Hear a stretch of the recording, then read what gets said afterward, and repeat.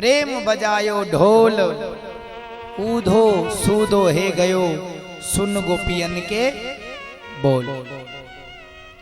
तो को भगवान रोए, परेशान रहे, दुखी रहे, व्याकुल रहे, पर भगवान मैया बाबा को मिलने क्यों नहीं गए?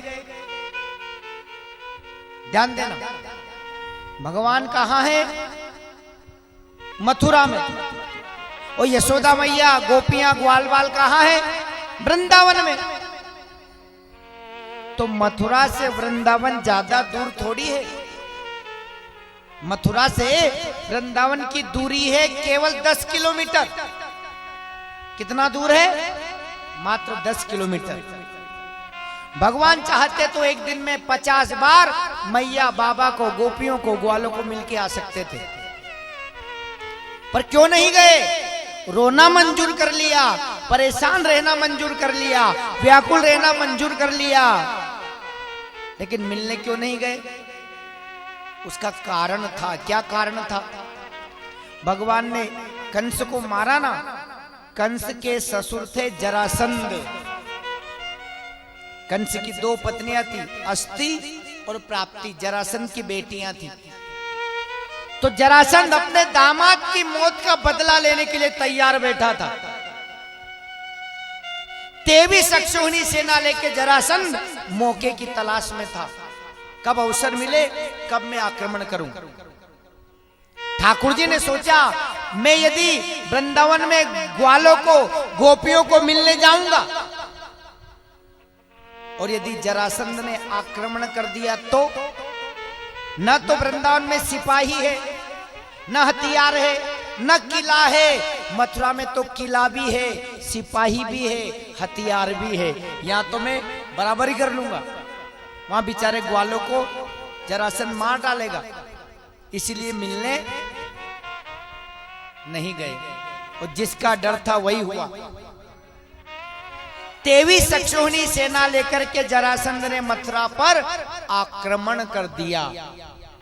ध्यान दीजिएगा, कितनी सेना लेके आया जरासंध? 23 अक्षौहिणी। देखो, भागवत में केवल 18,000 श्लोक हैं। कितने? 18,000। और महाभारत में 1 लाख ही श्लोक है। कितने? 1 लाख। यानी भागवत से 5 गुने से भी ज्यादा बड़ा महाभारत ग्रंथ है। भागवत से 5 गुने से भी ज्यादा बड़ा।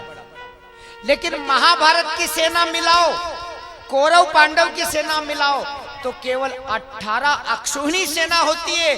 लेकिन जरासंध अकेले के पास 23 अक्षौहिणी सेना है। महाभारत की सेना से भी 5 अक्षौहिणी सेना ज्यादा है जरासंध के पास। और 17 बार 23 अक्षौहिणी सेना को भगवान ने मारा। कितनी बार? 17 बार। 18 बार भी युद्ध करने आया। 23 अक्षौहिणी सेना बहुत होती है। एक अक्षौहिणी सेना में कितने हाथी घोड़े होते हैं?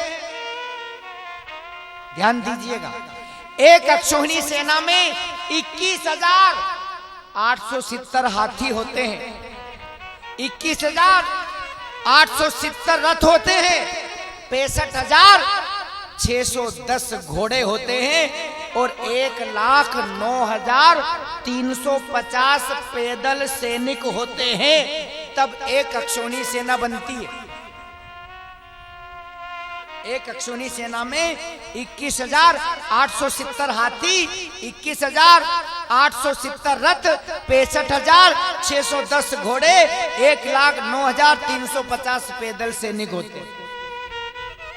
तब केवल एक अक्षौहिणी सेना तैयार होती। तो 23 अक्षौहिणी सेना में 50,30,100 सैनिक होते हैं। 23 अक्षौहिणी सेना में कितने सैनिक होते हैं? 50,30,100 सैनिक। 17 बार अपनी सेना को प्रभु ने मारा। बलराम ने कहा मुखिया को मार दो, खेल खत्म। प्रभु ने कहा अरे ये मर जाएगा तो पापियों को ढूंढ ढूंढ के कौन लाएगा, घर बैठे मेरा काम हो रहा है। 18वीं बार जरासंध युद्ध करने आया। तो कुछ ब्राह्मणों को सेना में भर्ती कर लिया कि ब्राह्मण पर ये शस्त्र नहीं उठाएंगे, और कुछ ब्राह्मणों को अनुष्ठान में बिठाया। जरासंध ने कहा पंडितों सुनो, इस बार भी यदि मैं हार गया सबकी गर्दनें काट दूंगा। ब्राह्मणों को अनुष्ठान में बिठाया, कुछ ब्राह्मणों को सिपाही बना के सेना में भर्ती किया। भगवान ब्राह्मणों की जान बचाने के लिए 18वीं बार युद्ध का मैदान छोड़ के भागने लगे। बोले रण छोड़ रहा है भगवान की। जरासंध चिल्लाया, अरे कायर, अरे डरपोक, चूड़ियां पहन ले, ए भीरू कहां जा रहा है? भगवान बोले जितना चिल्लाना है चिल्ला ले, ब्राह्मणों की जान तो बच गई।